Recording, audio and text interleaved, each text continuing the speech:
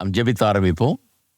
பரலோக பிதாவே, துதிக்கிறோம், ஸ்தோத்தரிக்கிறோம். இந்த மாலை வேளையிலே உங்களுடைய வார்த்தையை கேட்கும்படியாக, இதிலிருந்து காரியங்களை அறிந்து கொள்ளும்படியாக எங்களை கூட்டி சேர்த்திருக்கிறபடியாக ஸ்தோத்திரம். அறிகிற அறிவை நீர்தாமே எங்களுக்கு தருகிறீர், அதுக்கு அவங்களுக்கு ஸ்தோத்திரம். இந்த சத்தியங்களை நாங்கள் படிக்கும்போது ஆவியானவருடைய வெளிச்சம் எங்களுக்கு உண்டாயிருக்கட்டும். கடினமான காரியங்கள் கூட சுலபமாய் விளங்கட்டும். பரிசுத்த ஆவியானவர் தாமே சகல சத்தியத்துக்குள்ள நடத்துவீராக. அதன் மூலமாக எங்களை வெற்றி வாழ்க்கைக்குள்ளே நடத்துவீராக. எங்களுடைய ரட்சிப்பை நான் இன்னும் ஆழமாய் புரிந்து கொள்ள, அதை மேன்மை பாராட்ட, அதில் மகிழ, உமக்காக இன்னும் எங்களை அர்ப்பணித்து வாழ இந்த சத்தியம் எங்களுக்கு உதவட்டும் கர்த்தாவே. ஜனங்களை ஆசீர்வதிப்பீராக. கேட்கிறவருடைய உள்ளம் இன்றைக்கு மகிழட்டும், போற்றட்டும், துதிக்கட்டும். உமக்கு எல்லா கனம், மகிமை, துதி, ஸ்தோத்திரத்தை ஏறெடுக்கிறோம். இயேசுவின் நாமத்தில் ஜெபிக்கிறோம். ஆமென். ரோமருக்கு எழுதின 3ஆம் அதிகாரத்துக்கு திருப்பிக் கொள்வோம். அதில் 26வது வசனத்தை மட்டும் வாசிக்கிறேன். ஒருவேளை ஆங்கில பைபிளை வச்சுக்கிட்டு ஃபாலோ பண்ணிகிட்டு இருந்தீங்கன்னா, சிலர் தமிழில் பிரசங்கம் கேட்பாங்க, வாசிக்கிறது ஆங்கிலத்திலையாக இருக்கும். அப்படிப்பட்டவர்களுக்கு இந்த 26ஆம் வசனம் ஆங்கிலத்தில் பார்த்தீங்கன்னா 25 துவக்கத்தில் வரும். ஆகவே அதை கவனத்தில் வைத்துக் கொள்ளுங்கள். தமிழில் 26, ஆங்கிலத்தில் 25 துவக்க வரிகள். கிறிஸ்து இயேசுவினுடைய இரத்தத்தை பற்றும் விசுவாசத்தினாலே பலிக்கும் கிருபாதார பலியாக அவரையே, அதாவது இயேசுவையே ஏற்படுத்தினார் என்று வாசிக்கிறோம். ரோமர் எழுதின நிருபத்தை ஒவ்வொரு வசனமாக பார்த்துக்கிட்டு வர்றோம். இதில் இப்போ 3ஆம் அதிகாரத்தில் இருக்கிறோம். இந்த 3ஆம் அதிகாரத்தில் எப்படி நாம் விசுவாசத்தினால் நீதிமானாக்கப்படுகிறோம் என்பதை குறித்து போதிக்கிற ஒரு அற்புதமான உபதேசத்தை போதிக்கிற ஒரு பகுதி இது. இதில் கிறிஸ்து இயேசுடைய இரத்தத்தை பற்றும் விசுவாசத்தினாலே பலிக்கும் கிருபாதார பலியாக அவரையே ஏற்படுத்தினார் என்கிற இதில் கிறிஸ்து இயேசுடைய ரத்தம்னு இருக்கு பாருங்க. அதை மட்டும் தான் இன்னைக்கு பார்க்கணும். கிறிஸ்து இயேசுடைய ரத்தம், இதை குறித்து இன்றைக்கு நம்ம ஆராய போகிறோம். அதாவது நம்ம எப்படி அவர் மீட்டார் என்பதை குறித்து இங்கே போதிக்கிறார். போதிக்கும் போது எப்படி மீட்டார்னா, அவரை கிருபாதார பலியாக ஏற்படுத்தி நம்ம மீட்டார் அப்படின்னு இங்கே வேதவசனம் நமக்கு சொல்லுகிறது. இது ஒரு கேள்வியை நமக்கு எழுப்புகிறது. கிருபாதார பலியாக அவரை ஏற்படுத்தி நம்ம மீட்டார் என்றால் எப்படி அது செய்தார்? எந்த விதத்தில் இயேசு கிறிஸ்து கிருபாதார பலியாக இருக்கிறார்? அந்த கேள்வி எழுப்புகிறது இல்லையா? எந்த விதத்தில் அவர் ஒரு பலி, எந்த விதத்தில் ஒரு கிருபாதார பலி என்பதை நாம் பார்க்க வேண்டும். அப்போ அதுதான் இன்றைக்கி பார்க்க போகிறோம். எந்த விதத்தில் கிருபாதார பலியாக இருக்கிறாருன்னா, அவருடைய ரத்தம் சிந்தப்பட்டது, அதன் மூலமாக தான் அவர் கிருபாதார பலியாகிறார் என்கிறத நாம் பார்க்குறோம். இந்த ரத்தம் சிந்தப்பட்டதுங்கிற காரியத்தில் தான் நீங்கள் முக்கியமாக பார்க்குறோன்னு சொன்னேன் இல்லையா? இது it's a தரோலி new testament statement. புதிய ஏற்பாடு அடிக்கடி இதை மாதிரி இயேசுவின் ரத்தத்தை பற்றி அதிகமாக பேசுகிறது. நம்முடைய மீட்பை குறித்து, ரட்சிப்பை குறித்து பேசும்போது சிந்தப்பட்ட ரத்தம் வலியுறுத்தப்படுகிறது. அது கவனிச்சிருப்பீங்களான்னு தெரியல. வெறும் அவருடைய மரணத்தை வலியுறுத்தலை. மரணத்தை சொல்லியிருந்து அப்படியே விட்டுட்டா பிரச்சனை இருக்காது. சிந்தப்பட்ட ரத்தம் அதை இங்கே சொல்லுது. பல இடங்களில் இது வருது. அதுக்கு உதாரணமாக நான் எடுத்து காட்ட விரும்புகிறேன் சில வசனங்களை.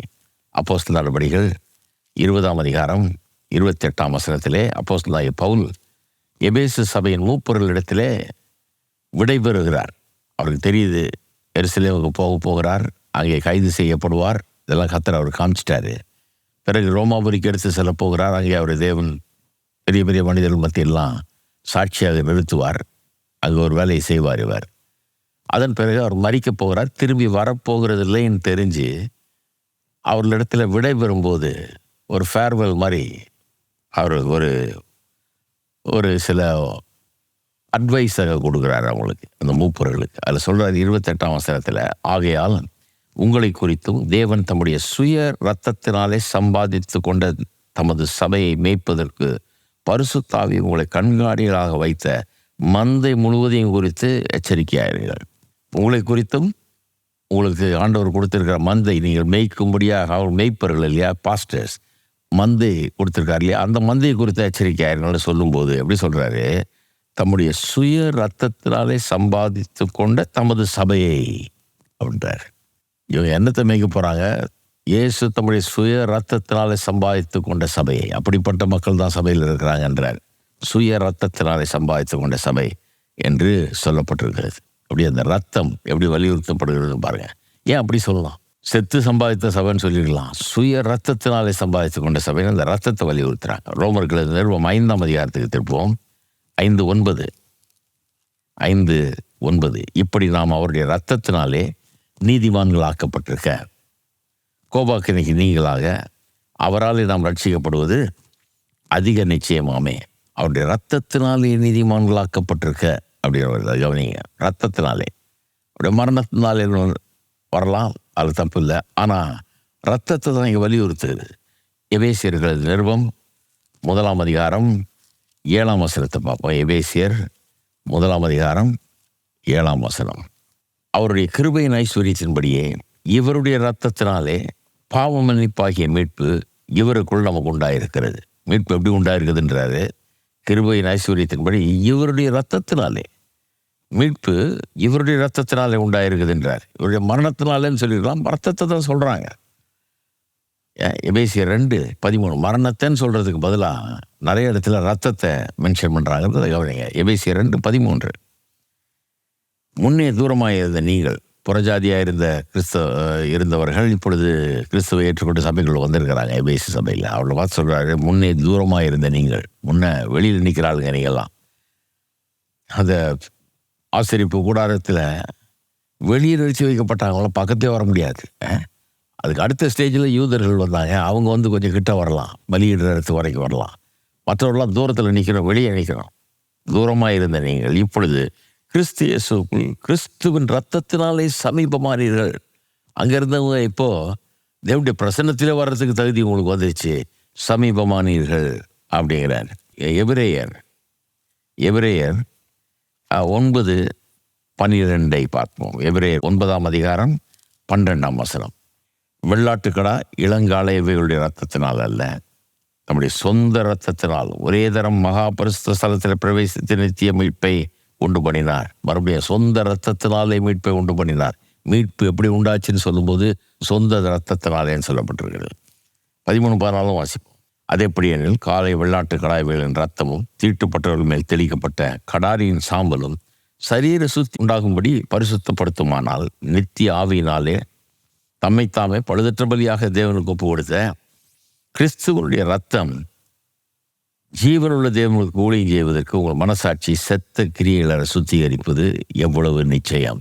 கிறிஸ்துவனுடைய ரத்தம் தேவனுக்காக நீங்கள் வாழ்வதற்கு, ஊழியம் செய்வதற்குனா ஊழியக்காரராக இல்லை, வாழ்வதற்கு உங்கள் மனசாட்சி செத்த கிரியிலிருந்து சுத்திகரிப்பது எவ்வளவு நிச்சயம் என்கிறார். எபிரேயர் 10ஆம் அதிகாரம் 19ஆம் வசனத்தை வாசிக்கிறேன். ஆகையால் சகோதரரே, நாம் பரிசுத்த ஸ்தலத்தில் பிரவேசிப்பதற்கு இயேசுவானவர் தமது மாம்சமாகிய திரையின் வழியாய் புதிதும் ஜீவனமான மார்க்கத்தை நமக்கு உண்டு பண்ணினபடியால், அந்த மார்க்கத்தின் வழியாய் பிரவேசிப்பதற்கு அவருடைய இரத்தத்தினாலே நமக்கு தைரியம் உண்டாயிருக்கிறபடினாலும், எப்படி சொல்லப்பட்டிருக்கு பாருங்க, அவருடைய இரத்தத்தினாலே அந்த மார்க்கத்தின் வழியாய் பிரவேசிப்பதற்கு அவருடைய இரத்தத்தினாலே நமக்கு தைரியம் உண்டாயிருக்கிறது. ரொம்ப அற்புதமான ஒரு வசனம் அது. இதை விட ஒரு முக்கியமான வசனம் இருக்க முடியாது. அவருடைய சிந்தப்பட்ட ரத்தம் தேவனுடைய பிரசன்னத்துக்குள்ளே நம்ம செல்லுவதற்கு நமக்கு தைரியத்தை கொடுக்குது. 22ஆம் வசனம் சொல்லுது, துர்மனசாட்சி நீங்க தெளிக்கப்பட்ட இருதயம் உள்ளவர்களாயும் சுத்த ஜலத்தால் கழுவப்பட்ட சரீரம் உள்ளவர்களாயும் உண்மையுள்ள இருதயத்தோடும் விசுவாசத்தின் பூரண நிச்சயத்தோடும் சேரக்கடவும் அப்படின்னு சொல்லியிருக்கு. இப்போ கிட்ட வர சொல்கிறாரு. தூரமாக இருந்தவங்க இப்போ கிட்ட வந்தது மட்டும் இல்லை, கிட்ட வந்து சேரலாம், ஏன்னா தைரியமாக வரலாம், ஏன்னா இயேசுவின் ரத்தத்தினால இந்த தைரியம் நமக்கு உண்டாயிருக்குது அப்படிங்கிறாரு. 1 பேதுரு 1ஆம் அதிகாரம் 19ஆம் வசனத்தை வாசிக்கிறேன். 1:19 குற்றமில்லாத மாசற்ற ஆட்டுக்குட்டியாகிய கிறிஸ்துவின் விலையேறப்பெற்ற ரத்தத்தினாலே மீட்கப்பட்டீர்கள் என்று அறிந்திருக்கிறீர்களே. என்ன அழகாக சொல்லியிருப்பாரு. குற்றமில்லாத மாசற்ற ஆட்டுக்குட்டியாகி கிறிஸ்துவின் விலையேறப்பெற்ற ரத்தத்தினாலே மீட்கப்பட்டீர்கள். வெறும் மரணத்தினாலே மீட்கப்பட்டீர்கள் சொல்லாமல் ரத்தத்தை வலியுறுத்துகிறதுங்க. ரத்தத்தினாலே மீட்கப்பட்டீர்கள் அப்படி சொல்லி. அப்புறம் 1 யோவான். இதெல்லாம் ஏன் எத்தனை உதாரணங்களை கொடுக்குறேன்னா, வெறும் பவுல்லேருந்து மட்டும் வாசித்தா, பவுலுடைய நிருபங்கள்லேருந்து வாசித்தா என்ன சொல்லிடுறாங்க, இதெல்லாம் பவுல் ஏற்படுத்தின குழப்பம். இந்த ரத்தம் சிந்துதல், பாவ மன்னிப்பு, தேவ கோபத்தை தணித்தல், இதெல்லாம் பவுலினுடைய யூத மார்க்கத்திலிருந்து வந்த அந்த சட்ட திட்டங்களை போதிக்கிற அப்படிப்பட்ட போதனையிலிருந்து வந்த ஒரு காரியம். அவருடைய அந்த ஃபிலசாபிக்கல் தியாலஜிக்கல் மைண்ட்லேருந்து உருவான ஒரு காரியம். அதை ஒன்று கிறிஸ்தவத்துக்குள்ள நுழைச்சிட்டார். கிறிஸ்தவம் ரொம்ப சிம்பிள். அதனால தான் மத்தேயு, மார்க், லூக்கா, யோவான் வாசித்தா போதும். ரொம்ப சிம்பிள். அதை குழப்பி இவர் பயங்கரமாக இந்த அட்டோன்மெண்ட்டை பற்றியும் ப்ரொபிசியேஷன் இதெல்லாம் பற்றியெல்லாம் போதிக்கிறாரு. தேவ கோபம்னு ஒன்று இருக்குது, அந்த கோபத்தை தணிக்கும்படியாக இந்த பலி வேலை செய்கிறதுலாம் போதிக்கிறாரு. இதெல்லாம் ரொம்ப டூ மச் அப்படின்னு சொல்லி இதை நிறைய பேர் எதிர்க்கிறார்கள். இது வெறும் பவுல் ஏற்படுத்தின குழப்பம்னு சொல்கிறதுனால தான் நான் பேதுருவிலேருந்தையும் வாசிக்கிறேன், எபிரேயர் நிருபத்திலேருந்து வாசிக்கிறேன், இப்போ யோவான்லேருந்து வாசிக்கிறேன். 1 யோவான் 1:7. அவர் ஒளியில் இருக்கிறது போல நாமும் ஒளியில் நடந்தால் ஒருவரோடொருவர் ஐக்கியப்பட்டிருப்போம். அவருடைய குமாரனுடைய இயேசு கிறிஸ்துவின் ரத்தம் சகல பாவங்களை நீக்கி நம்மை சுத்திகரிக்கும். இன்றைக்கும் ஒளியில் நடக்கிற நமக்கு, அதாவது இயேசுக்காக வாழ்ந்து கொண்டிருக்கிற நமக்கு, அவர் விசுவாசித்து மீட்கப்பட்டு இயேசுக்காக வாழ்ந்துகிட்டு இருக்கிறோம் இல்லையா? வாழ்ந்துகிட்டு இருக்கும்போது கூட பாவங்கள் நேரிடுகிறது சில நேரத்தில். ஏன்னா அந்த உலகத்தில் தானே இருக்கிறோம். பாவங்கள் சில நேரத்தில் நேரிடுது. அப்போ கூட இந்த இயேசு கிறிஸ்துவின் ரத்தம் நம்முடைய சகல பாவங்களை நீக்கி நம்மை சுத்திகரிக்கிறது.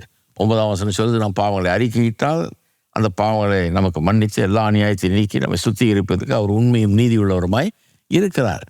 அப்போ இப்போவும் அவர் விசுவாசத்தினால நமக்கு அந்த ரத்தம் நம்ம பாவங்கள் கழுவுறது மட்டும் இல்லை, இப்போவும் நம்மை பாவங்களை அறிக்கை செய்யும்போது சுத்திகரிக்கிறது. இயேசுவினுடைய ரத்தம் அதனுடைய வல்லமை குறையவில்லை, இருந்து கொண்டே இருக்கிறது என்று சொல்லுகிறது. வெளிப்படுத்தல், இதுவும் யோவான் எழுதினது. வெளிப்படுத்தின விசேஷம் 1ஆம் அதிகாரம் 5ஆம் வசனத்தை வாசிக்கிறேன். உண்மையுள்ள சாட்சியும் மரித்தோரிலிருந்து முதற் பிறந்தவரும் பூமியின் ராஜாக்களுக்கு அதிபதியுமாகி இயேசு கிறிஸ்துவினால் உங்களுக்கு கிருபையும் சமாதானம் உண்டாவதாக. நம்மிடத்தில் அன்பு கூர்ந்து தமது இரத்தத்தினாலே நம்முடைய பாவங்களை நம்மை கழுவி தம்முடைய பிதாவாகிய தேவனுக்கு முன்பாக நம்மை ராஜாக்களும் ஆசாரியர்களும் ஆக்கின அவருக்கு மகிமையும் வல்லமையும் என்னென்றைக்கும் உண்டாயிருப்பதாக. ஆமேன். எப்படி சொல்லியிருக்கு பாருங்க. தமது இரத்தத்தினாலே நம்முடைய பாவங்களை நம்மை கழுவி நம்மை ராஜாக்களும் ஆசாரியர்களும் ஆக்கியிருக்கிறான்.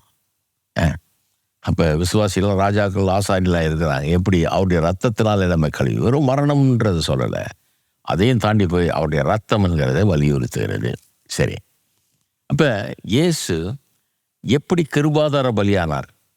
ரோமர் 3ஆம் அதிகாரத்தில் அதுதானே சொல்லுது, கிறிஸ்து இயேசுடைய ரத்தத்தை பற்றும் விசுவாசத்தினாலே பலிக்கும் கிருபாதார பலியாக அவரை ஏற்படுத்தினார். அவர் எப்படி கிருபாதார பலி? அவருடைய ரத்தம் சிந்தப்பட்டது. அந்த ரத்தம் சிந்தப்பட்டதுனாலே அவர் கிருபாதார பலி என்பதை தான் வேதம் போதிக்கிறது. இங்கே ஒரு முக்கியமான காரியத்தை கவனிக்க வேண்டும். மறுபடியும் சொல்லுகிறேன், வெறும் மரணம்னு சொல்லாமல் ஏன் ரத்தம்னு வருது? ஏன்னு சொன்னால் அதுக்கு பதில் ரொம்ப சிம்பிள். ஏன்னு சொன்னால் இந்த புதிய ஏற்பாட்டில் மீட்பை குறித்து போதிக்கும் போது பவுலும் சரி, பேதுருவும் சரி, யோவானும் சரி, மற்றவர்களும் சரி, எபிரேயர் நிருபத்தை எழுதின ஆசிரியரும் சரி, எல்லாருமே மீட்பை குறித்து போதிக்கும் போது என்ன நினைக்கிறார்கள்? பழைய ஏற்பாடு எப்படி அதை போதித்ததோ அது போலவே இதை போதிக்க வேணும் என்று நினைக்கிறார்கள். இங்கே மீட்பை குறித்து போதிக்கிறது பழைய ஏற்பாட்டில் மீட்பை குறித்து முன்னறிவிக்கப்பட்டதே அதோடு ஒத்து போக வேண்டும், அதோடு இசைந்து போக வேணும். அங்கே வேற இங்கே வேற கிடையாது, ஒன்றா போக வேணும்னு நினச்சி அதனால தான் அந்த பாஷையை பயன்படுத்துகிறார். அந்த பழைய ஏற்பாட்டில் பலிகள் செலுத்தப்பட்டது, ரத்தம் சிந்தப்பட்டது. அந்த ரத்தம் உள்ளே கொண்டு போய் பிரதான ஆசாரியன் கொண்டு போய் மகாபரிசுத்த ஸ்தலத்திலே கிருபாசனத்துக்கு முன்பாக அதை தெளித்தான். ஆர்க் ஆஃப் த கவனன்ட், உடன்படிக்கை பெட்டி வைக்கப்பட்டது. அதுக்குள்ள 10 கற்பனைகள் இருந்தது. அந்த 10 கற்பனை மனுஷர்களை குற்றஞ்சாட்டுகிற வேலையை செய்து கொண்டிருந்தது. அதனுடைய சத்தத்தை அமைதிப்படுத்த, தேவ கோபத்தை தணிக்க இந்த ரத்தம் சிந்தப்பட்டது என்று தான் வேதம் போதிக்குது. பாருங்க, இது சிந்தப்பட்டதுன்னும் போது ஏன் அங்கே தேவ கோபம் தணிகிறது? ஏன் அந்த குற்றம் சாட்டுகிற சத்தம் அமைதலாகிறது? ஏன்னா இந்த ரத்தம், பாவத்தின் சம்பளம் மரணம், பாவம் செய்கிற ஆத்மா சாகவே சாவும் தேவன் வைத்திருக்கிற அந்த நீதி நிறைவேறி விட்டது. பாவத்திற்கான தண்டனை கொடுக்கப்பட்டு விட்டது, செலுத்தப்பட்டு விட்டது, மரணம் நேரிட்டு விட்டது. அதனுடைய ஆதாரம் தான் ரத்தம் என்கிற விதத்தில் அப்படி பழைய ஏற்பாடு போதிக்குது. அதை அப்படியே புதிய ஏற்பாட்டில் போதிக்கணுன்றதுனால தான் அந்த ரத்தம் ரத்தம் ரத்தம் ரத்தம் சிந்துதல்ங்கிறத திரும்பி போதிக்கிறாங்க. பாருங்க, ரோமர் 3:21 நம்ம பார்க்கும்போது அது 21 என்ன சொல்லுது? இப்படி இருக்க நியாயப்பிரமாணம் இல்லாமல் தேவ நீதி வெளியாக்கப்பட்டிருக்கிறது. அதை குறித்து நியாயப்பிரமாணமும் தீர்க்க தரிசனங்களும் சாட்சியிடுகிறதுன்னு சொல்லி அதை சொன்னேன் இல்லையா? அது இப்போதோ பெருசாக நடந்திருக்குது அப்படின்றார். அதாவது பழைய ஏற்பாட்டு காலத்துலலாம் முன்னறிவிக்கப்பட்டது, ஜாடமாடியாக அங்கே சொல்கிறாங்க, நிழலாட்டமாக அறிவிக்கப்பட்டிருக்கிறது. ஆனால் இப்போ என்ன விசேஷம்னா, இயேசுவே வந்து அந்த தேவாட்டுக்குட்டியாக இருந்து இப்போ எல்லாத்தையும் செஞ்சு முடிச்சிட்டார். கல்வாரி சிலுவையில் தம்முடைய சொந்த ரத்தத்தை சிந்து செய்து முடிச்சிட்டாரு. நியாயப்பிரமாணத்தினால் நாம் நீதிமானாக்கப்படவில்லை, அவரை பற்றும் விசுவாசத்தினாலே, அவர் அங்கே செஞ்ச காரியத்தை பற்றும் விசுவாசத்தினாலே, சிலுவையில் இவர் மரித்தார், என்னுடைய பதிலாக மரித்திருக்கிறார் என்கிற அந்த விசுவாசத்தினாலே நாம் நீதிமான்களாக்கப்படுகிறோம் அப்படின்றத சொல்லும்போது, அதாவது நியாயப்பிரமாணம் இல்லாமல் தேவ நீதி வெளியாக்கப்பட்டிருக்கிறதுன்னு சொல்கிறார் இல்லையா? சொல்லும்போது இன்னொரு காரியத்தையும் கூட சொல்லுது, அதை குறித்து நியாயப்பிரமாணமும் தீர்க்க தரிசனங்களும் சாட்சியிடுகிறது அப்படின்னு சொல்லி. இதை வச்சு சில அடிப்படை கோட்பாடுகளை நான் சொன்னேன். சில படிப்பினைகள் இங்கே இருக்கிற இந்த வசனத்தில் இப்படி சொன்னதன் மூலம் நியாயப்பிரமாணம் இல்லாமல் தேவநீதி வெளியாக்கப்பட்டிருக்கிறது, இதை குறித்து நியாயப்பிரமாணம் தீர்க்க தரிசனம் பழைய ஏற்பாடு சாட்சியிடுகிறதுன்னு சொன்னதிலிருந்து சில படிப்பினைகளை நாம் பார்த்தோம் அந்த வசனத்தை படிக்கும்போது. அதில் ஒரு முக்கியமான படிப்பினை என்ன, நாம் புதிய ஏற்பாட்டை வியாக்கியானம் செய்யும்போது அது ஒருபோதும் பழைய ஏற்பாட்டு போதனைக்கு எதிரானதாக இருக்கக்கூடாது. அங்கே ஒன்று இங்கே ஒன்று இருக்கக்கூடாது, அங்கே இருக்கிறத விட இது வித்தியாசம் கிடையாது, அதே தான் இங்கே நடக்குது, அது நிழல் இது நிஜமே ஒழிய வேற எந்த விதத்திலும் வித்தியாசம் இல்லை என்கிறது தெளிவாக இருக்க வேணும். அங்கே போதிக்கிறதோட இங்கே போதிக்கிறது ஒத்து போக வேண்டும். எப்பொழுதுமே நம்முடைய இன்டர்பிரிட்டேஷன் வியாக்கியானம் அங்கே போதிக்கப்பட்டதோடு இங்கே ஒத்து போக வேணும். ஏன்னா அதே தேவன் அதே ரட்சிப்பின் வழி தான். பழைய ஏற்பாட்டில் வேற ஒரு வழி, இப்போ ஒரு வேறு வழி இல்லை. சிலர் நினைக்கிறாங்க பழைய ஏற்பாட்டில் நியாயப்பிரமாணத்தின் மூலமாக நீதிமானாக்க முடியும்னு. கிடையாது, நீதிமானாக்க கொடுக்கப்படவே இல்லை. அது ஒருவரும் நியாயப்பிரமாணத்தினால் நீதிமானாக்கப்பட முடியாது.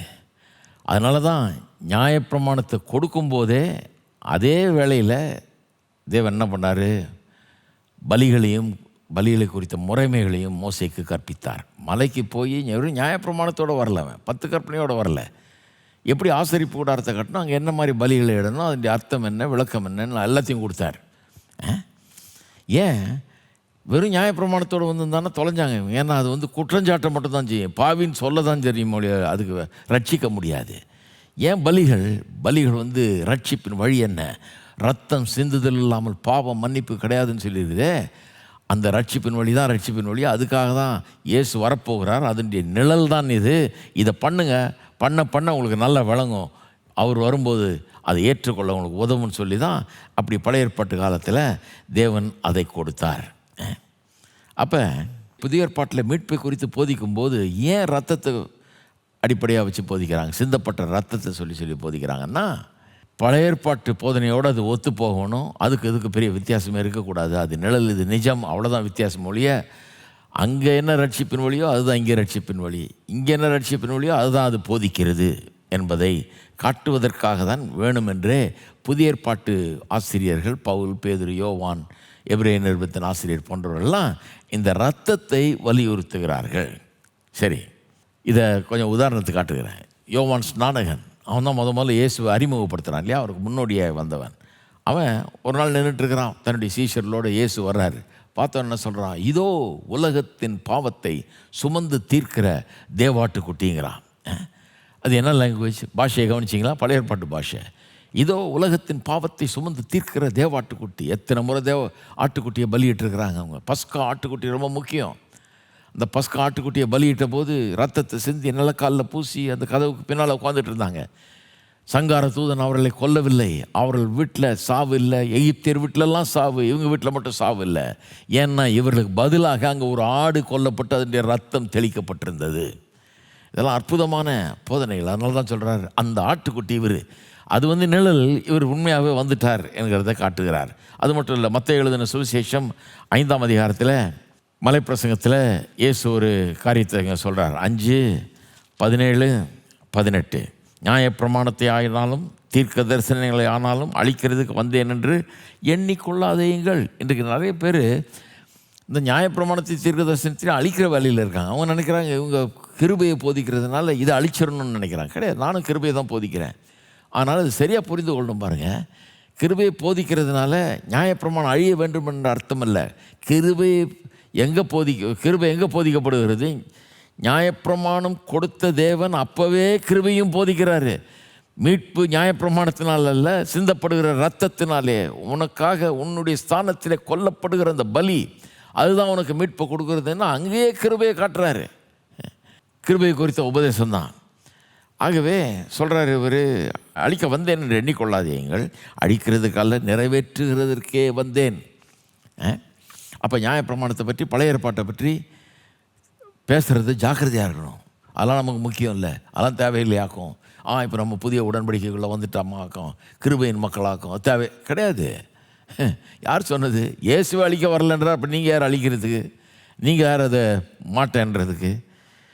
நிறைவேற்றுறதுக்கு தான் வந்தேன் என்றார். புதிய ஏற்பாடு அந்த பழைய ஏற்பாட்டில் சொல்லப்பட்ட காரியங்களுடைய நிறைவேறுதல்.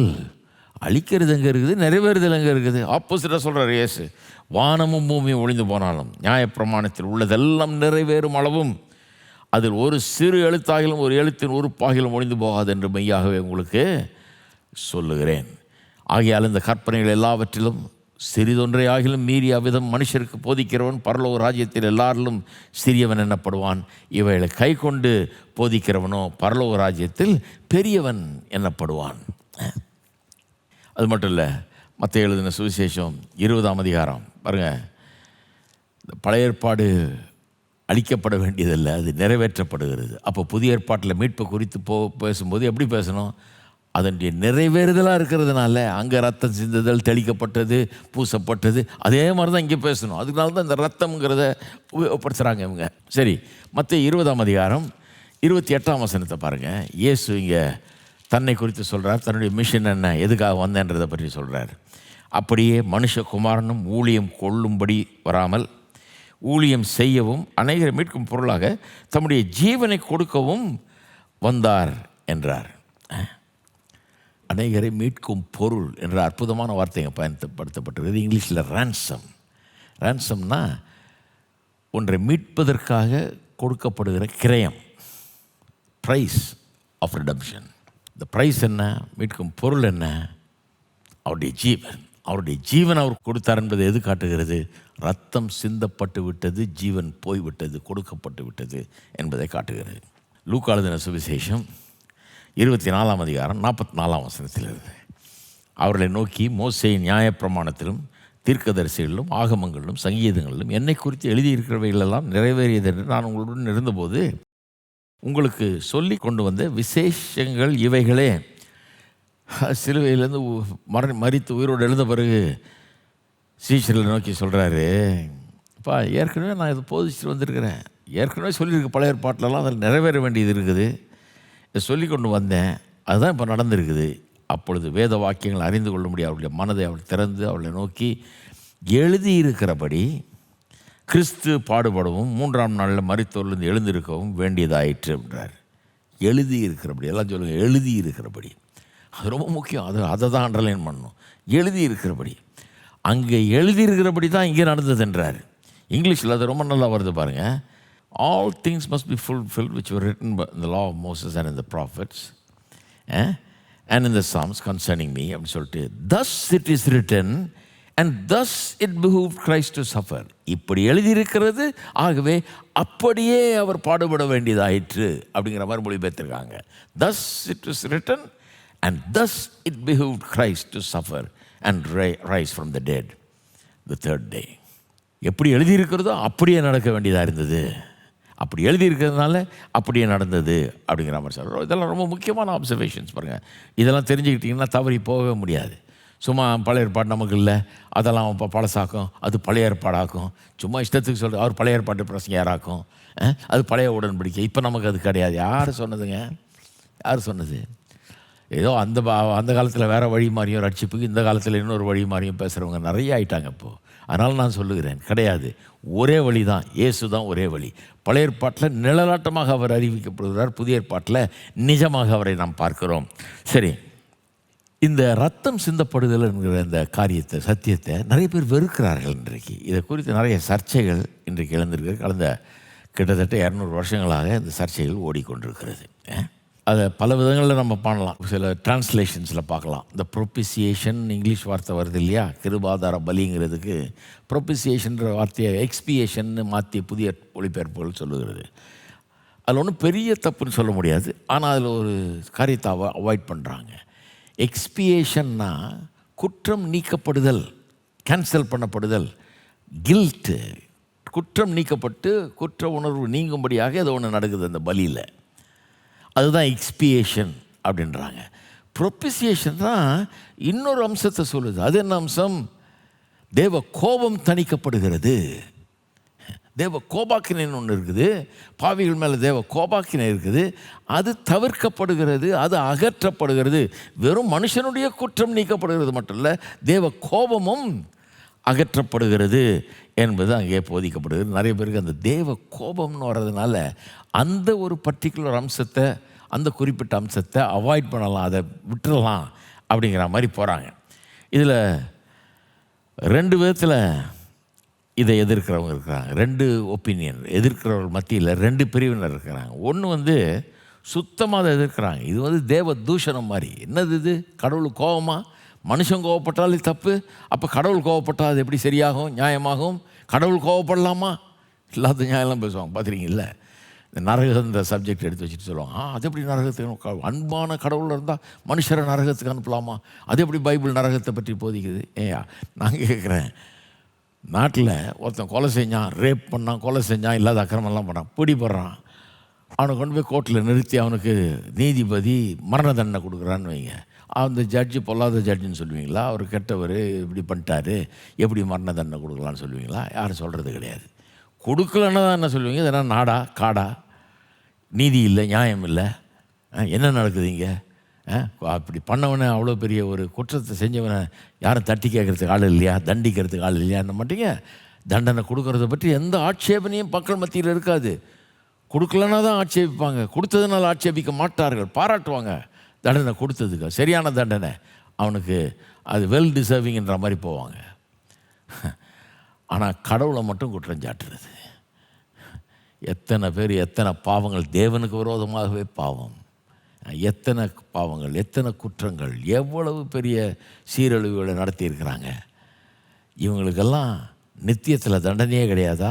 ஒரு நாள் நம்ம தேவனுக்கு முன்பாக நிற்கும்போது, ஹிட்லர் நிற்கும்போது அவனுக்கு எந்த தண்டனையும் இல்லைன்னா நீங்கள் ரொம்ப ஆண்டவருக்கு ஸ்தோத்திரம் பரவாயில்லன்னுங்களா நீங்கள்?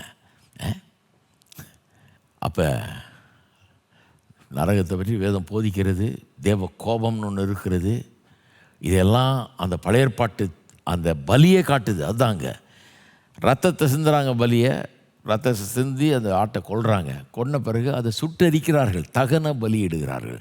நெருப்பு அப்படியே பற்றி எரிகிறது. ஜனங்க நின்று பார்க்குறாங்க. தங்களுடைய பாவத்துக்காக அந்த ஆடு மரிச்சுது, பாவத்தை போக்கும்படியாக மரிச்சுது. அது போதாது, தேவ கோபத்தை போக்கும்படியாக இப்பொழுது தேவ கோபம் தணியும்படியாக அந்த கோபம் இந்த ஆட்டின் மீது ஊற்றப்பட்டிருக்கிறது. அந்த தகனித்து எரிகிற அக்கினி தேவ கோப அக்கினியை வெளிப்படுத்துகிறது. இதெல்லாம் பழைய ஏற்பாட்டிலேயே க்ளீனாக டீச் பண்ணியாச்சு பாருங்கள். இவங்க என்ன சொல்கிறாங்க? அது ரொம்ப அசிங்கம், அதை பற்றி பேசாதீங்க, இது யூத மார்க்கத்திலேருந்து வந்த அப்படிப்பட்ட போதனை. அது மட்டும் இல்லை, இது என்ன ட்ரைபல் ரிலிஜன் மாதிரி இருக்குது. ஏதோ இந்த காட்டுவாசிகள் அங்கே இங்கே இருக்கிறவங்க, நாகரிகம் இல்லாதவர்கள், வளர்ச்சியற்றவர்கள், அவங்க எதையோ கும்பிட்டுக்கிட்டு என்னத்தையாவது ட்ரைபல் பீப்புள் அப்படி பண்ணுவாங்களாக்கும்.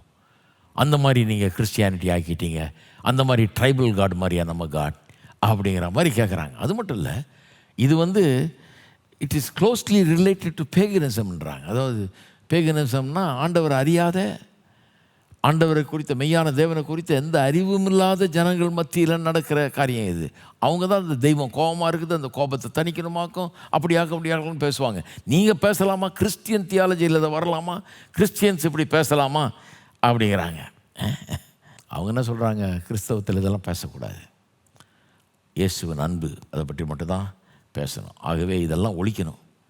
இதெல்லாம் ஒழிக்கணுங்கிறதுக்கு நான் பார்த்துருக்கேன், அமெரிக்காவிலலாம் சில சபைகளில் பாடல்களை திருத்தி எழுதிடுறாங்க. இந்த சிந்தப்பட்ட ரத்தம், இந்த மீட்பை பற்றி வர்ற பாடல்கள்லாம் தேவ கோபம் அதை தணிக்கிறதுக்காக இயேசு கல்வாரி சிலுவையில் மரித்தது, தேவ கோபம் தணிந்தது, தேவ தயவு நமக்கு கிடைத்தது பற்றிலாம் எழுதும்போது அதை அப்படியே மாற்றி மாடர்ன் வேர்ட்ஸ் போட்டு விட்டுறாங்க. அதே ராகம், பழைய ஹிம்ஸு, அதே ராகம் வேர்ட்ஸ் அவங்களுக்கு ஒத்துக்கொள்ள முடியாததுனால, அது அசிங்கம் நினைக்கிறதுனால, தேவ தூஷணம் என்றே எண்ணுகிறதுனால அதையெல்லாம் தூக்கி எறிஞ்சிட்டு வேறு வார்த்தைகளை மாற்றி போடுகிறார்கள்.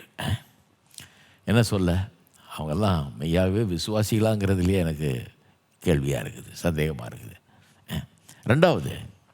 ரெண்டாவது குரூப் இன்னும் ரொம்ப டேஞ்சர். அவங்களாவது சுத்தமாக இது வேணாம், இது தேவதூஷணம் அப்படின்னு சொல்லி வெளிப்படையாக தங்களை வெளிப்படுத்திடுறாங்க, அவங்க யார் எந்த சைடில் இருக்கிறாங்க. இந்த ரெண்டாவது குரூப் வந்து என்ன சொல்கிறாங்க, ஒரு 150-200 வருஷமாக இந்த இயேசுவின் சிலுவை மரணத்தை குறித்து, அதனுடைய அர்த்தத்தை குறித்து, இந்த ப்ரொபிசியேஷன் சொல்லி கிருபாதார பலின்னு போதிக்கிறதெல்லாம் வந்து நிறைய தப்பாக போய்விட்டது, தப்பான காரியங்களை நாம் போதித்து விட்டோம்.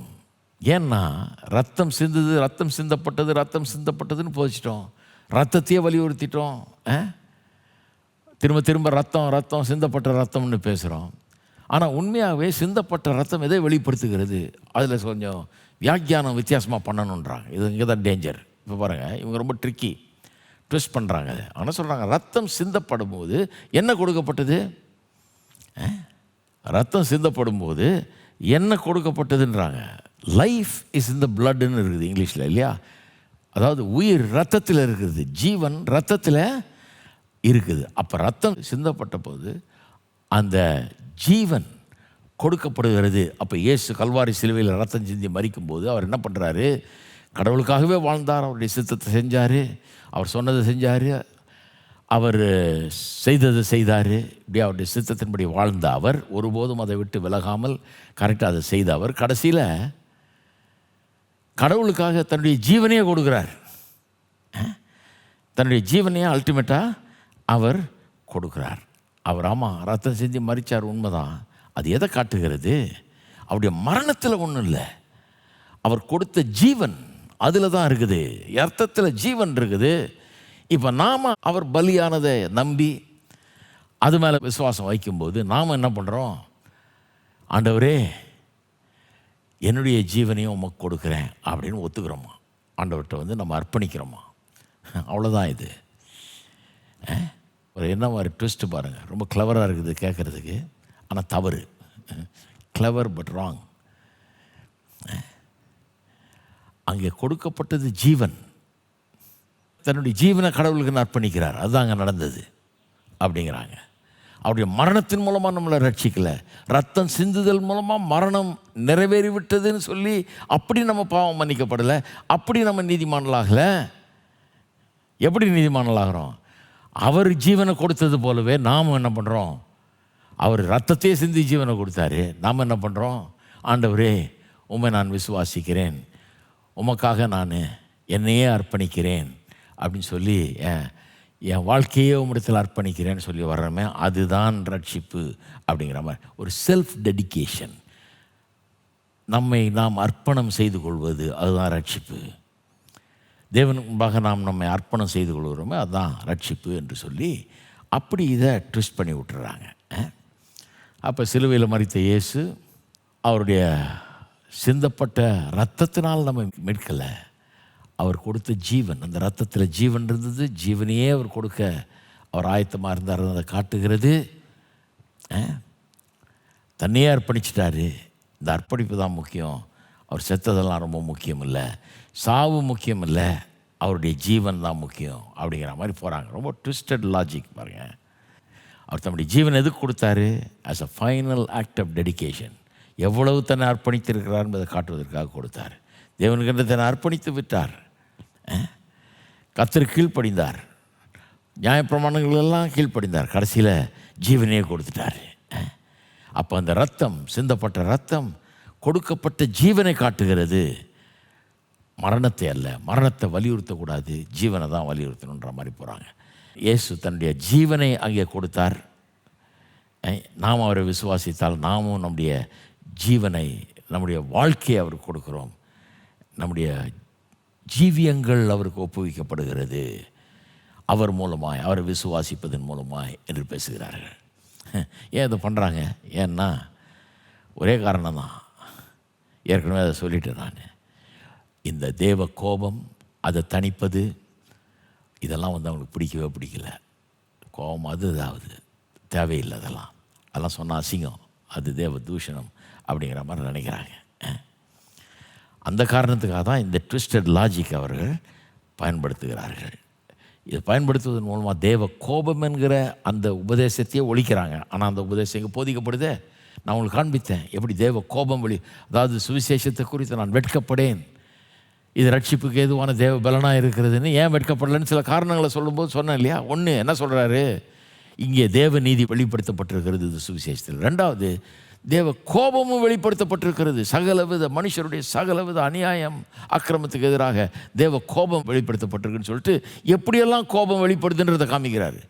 அப்புறம் புறஜாதிகள்லாம் தேவன் கோபத்துக்கு கீழே இருக்காங்கன்றார், யூதர்கள்லாம் தேவ கோபத்துக்குள்ளே இருக்கான்றார். அதெல்லாம் சொல்லிட்டு தான் இப்போ 21ஆம் வசனத்தில் நியாயப்பிரமாணம் இல்லாமல் தேவ நீதி வெளியாக்கப்பட்டிருக்கிறது. இதை தான் பழைய ஏற்பாடெல்லாம் அது சொல்லி தான் இதை போதிக்கிறார்.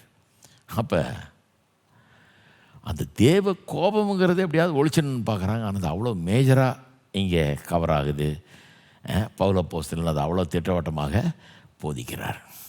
இது என்ன பண்ணுறாங்க, கிரேக்க மொழியில் இப்படி இருக்காக்கும் அப்படி இருக்காக்குன்னு சொல்லி இதை கொஞ்சம் ட்விஸ்ட் பண்ணி அந்த பாஷையை யூஸ் பண்ணி அதனுடைய அர்த்தம் இதாக்கும் அப்படின்லாம் சொல்லி கொண்டு போகிறாங்க.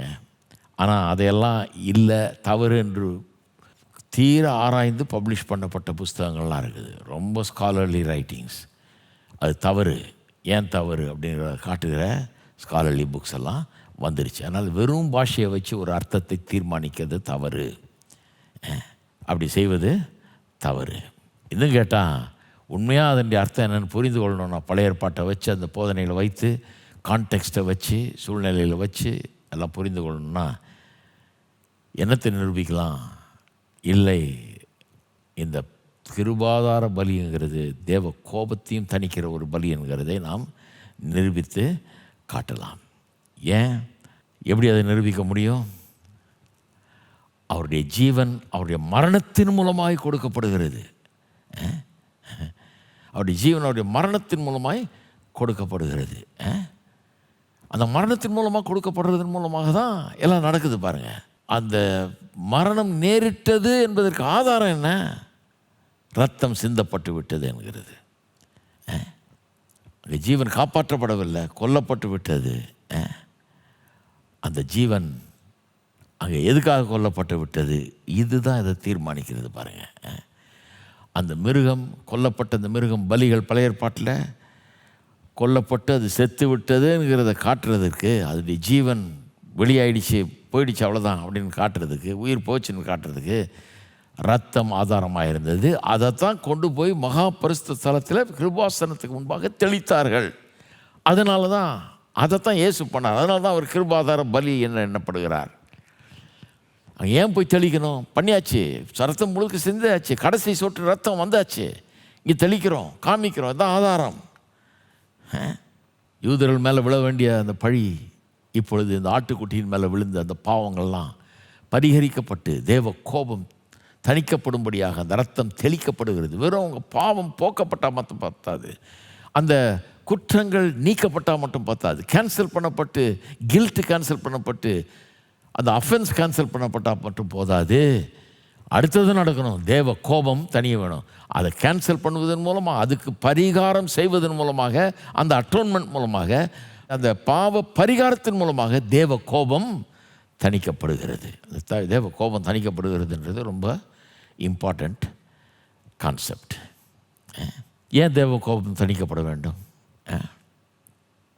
ஏன் தேவ கோபம் தணிக்கப்படுகிறது? வேதம் திட்டவட்டமாக நமக்கு போதிக்கிறது பாருங்கள். அது கொஞ்சம் பின்னாடி வருவோம். ஆனால் எதை சொல்லிடுறேன் நான், ஏன் இந்த சாக்ரிஃபிஷியல் கில்லிங்ஸ், பலிகள் கொல்லப்படுவதை வேதம் போதிக்கிறது? பழைய ஏற்பாட்டில் ஏன் அதெல்லாம் கொடுத்தார் கர்த்தர்? ஏன் அந்த மிருகங்களாக கொல்லப்பட்டது அத்தனை பலிகள்? அந்த பலிகள் போதிக்கிறது என்ன அப்படின்னு கொஞ்சம் கவனிச்சுட்டு ஏன் அது பலியிடப்பட்டதுன்னு சொல்கிறேன். பலிகள் இடப்பட்டதற்கு அந்த போதனைகள் கொடுக்கப்பட்டது காரணம் என்ன? ஒன்று, அதன் மூலமாக என்ன காட்ட விரும்புகிறார் தேவன்? அந்த பலிகள் எல்லாம் தேவ கோபத்தை போக்கும்படியாக கொடுக்கப்படுகிறது என்கிறதை பழைய ஏற்பாட்டு பலிகள் போதித்து. அதான் சொன்னேன் இல்லையா, ரத்தம் சிந்தி அந்த ஆட்டை கொண்டுட்டு தகன பலியாக எரிக்கிறாங்க.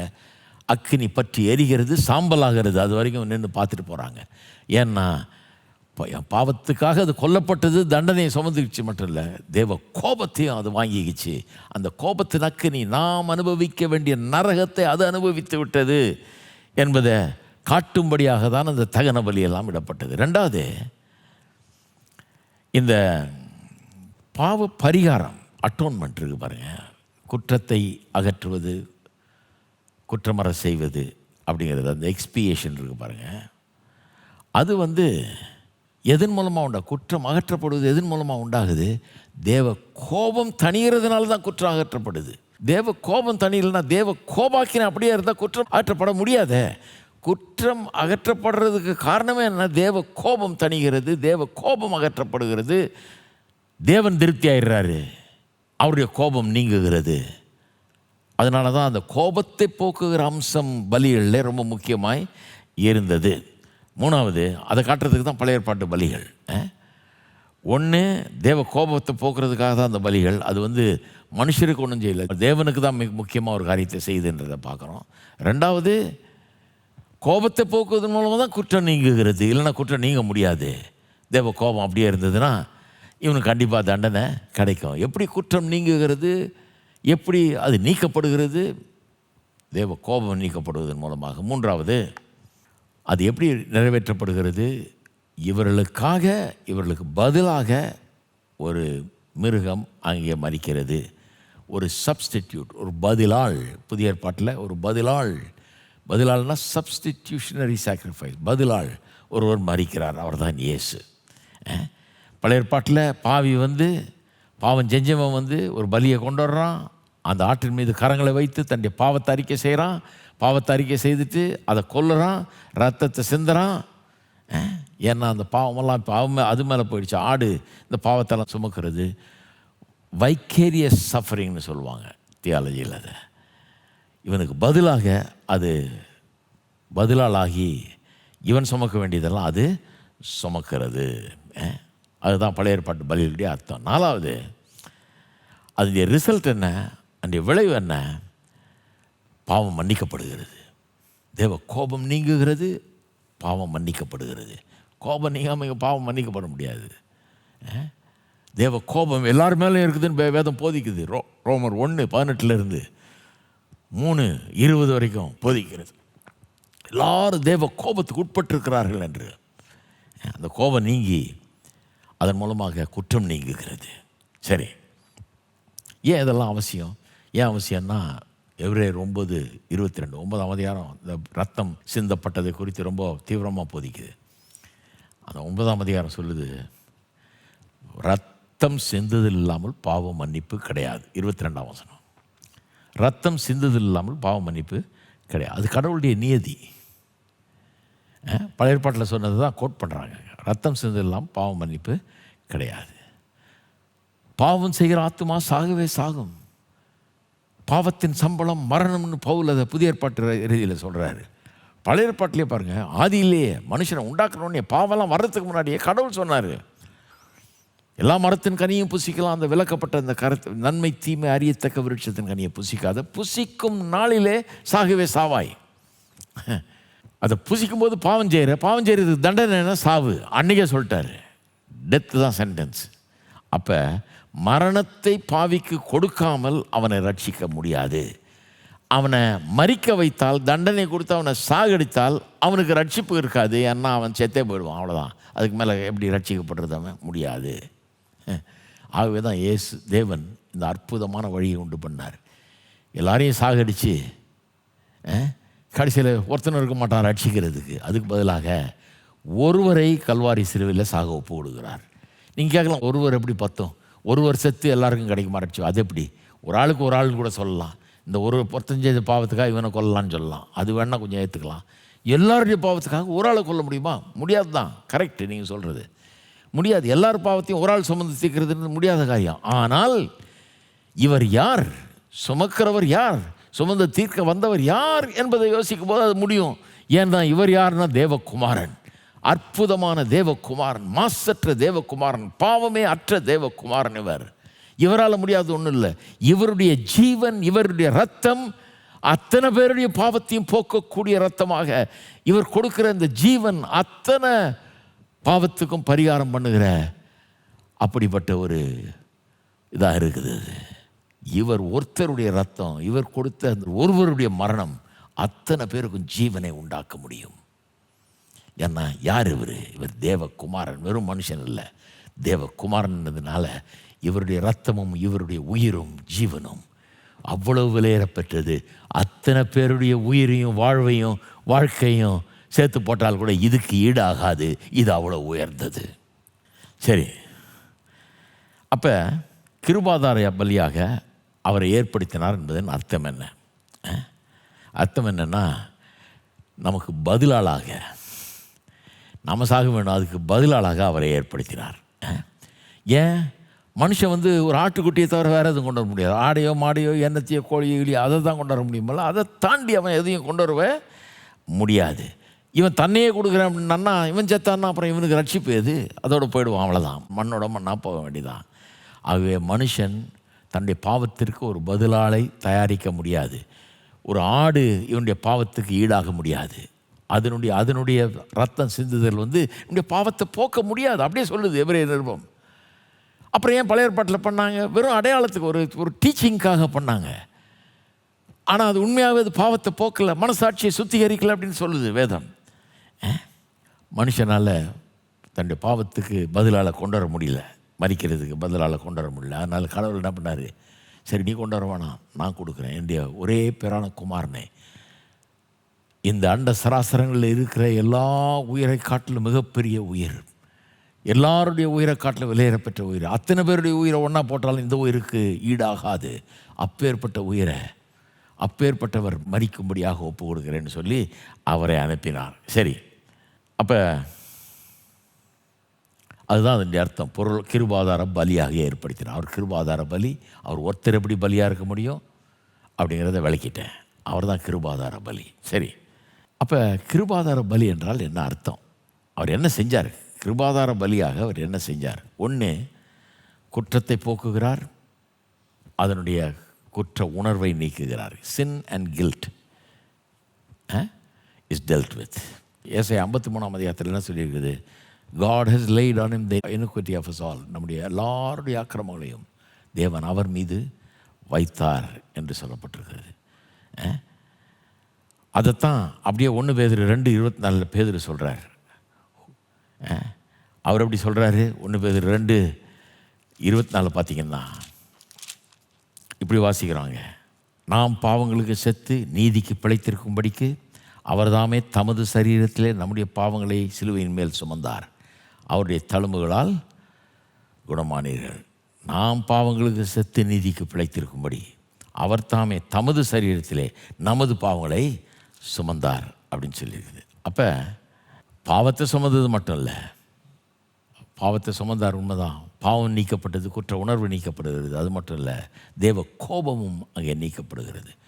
தேவ கோபம் நம்முடைய பதிலாளாகிய இயேசுவின் மீது ஊற்றப்படுகிறது. அதான் சிலுவையில் நடந்தது. தேவ கோபம் அங்கே அவர் மீது விழுந்து பற்றி எரிந்தது. He was consumed by that fire of God's wrath. நம்ம மேலே விழ வேண்டிய கோபம். அதனால தான் வேதம் சொல்லுவது, தேவன் தம்முடைய ஒரே பேரான குமாரனை விசுவாசிக்கிறவன் எவனோ அவன் கெட்டு போகாமல் நித்திய ஜீவன் அடையும்படிக்கு அவரை தந்தருளினா சும்மா வானத்திலேருந்து இங்கே அனுப்பிச்சாரு, பரலோகத்திலேருந்து இங்கே இந்த அனுப்பிச்சாருன்னு அர்த்தம் கிடையாது. தந்தருளினா எப்படி தந்தருளினார்? சிலுவையில் மரிக்கும்படியாக, நம்முடைய பாவத்தை சுமக்கும்படியாக, நம்மீது தேவனுக்கு இருந்த கோபத்தையும் அதை அவர் சுமந்து தீர்க்கும்படியாக கொடுத்தார். அப்போ அதைத்தான் ரோமர் 4:25 சொல்லுது, நம்முடைய பாவங்களுக்காக அவர் ஒப்பு கொடுக்கப்பட்டார்னு சொல்லியிருக்குது. ரோமர் 8:32 அதே தான் சொல்லுது. நம்முடைய சொந்த குமாரன் என்று பாராமல் அவரை ஒப்பு கொடுத்தவர்.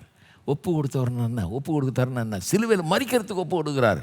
பாவத்தையும் நம் மீது உள்ள கோபத்தையும் அவர் சுமந்து கொள்ளும்படியாக அவரை ஒப்பு கொடுக்கிறார். அதனால தான் பாருங்கள், சிலுவையில் தூங்கும்போது கதறார், என் தேவனே ஏன் என்னை கைவிட்டீர்னு.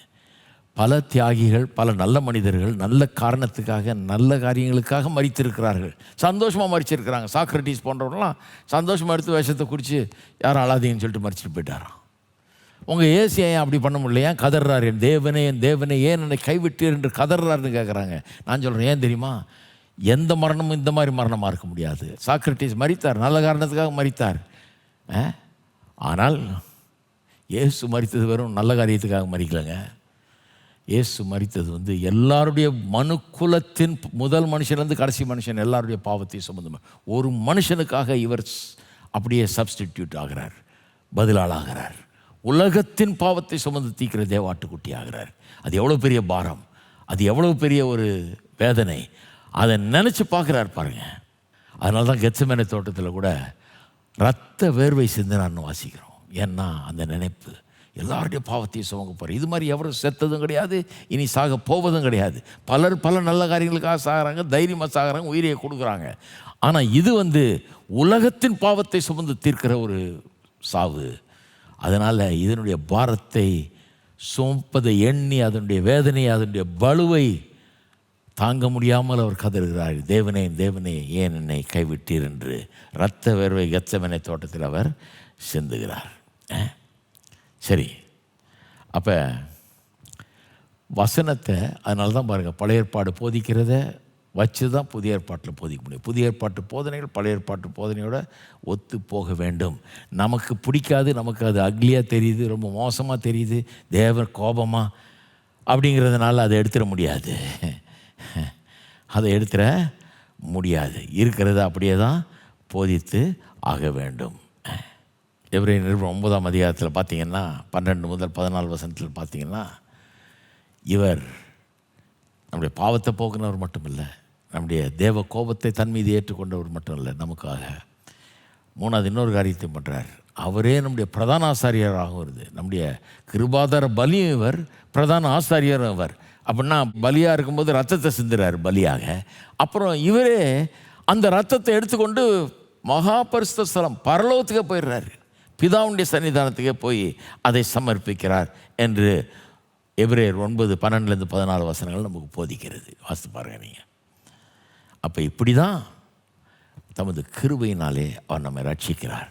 இப்படி தான் நம்முடைய பாவங்கள் மன்னிக்கப்படுகிறது. இப்படி தான் நம்ம தேவனை கிட்டி சேருகிறோம். தூரமாக இருந்த நாம் புறஜாதிகள் எல்லாம் கிட்ட வருகிறோம், தேவனுடைய பிள்ளைகளாகிறோம்.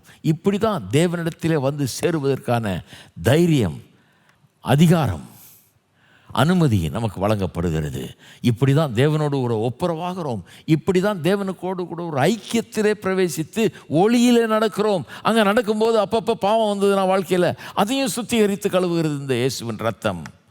அப்பேற்பட்ட கிருபாதார பலியாவார் என்பது தான் வேதம் போதிக்கிறது. கடைசியாக இன்னொன்று சொல்லி முடிச்சிடுறேன்.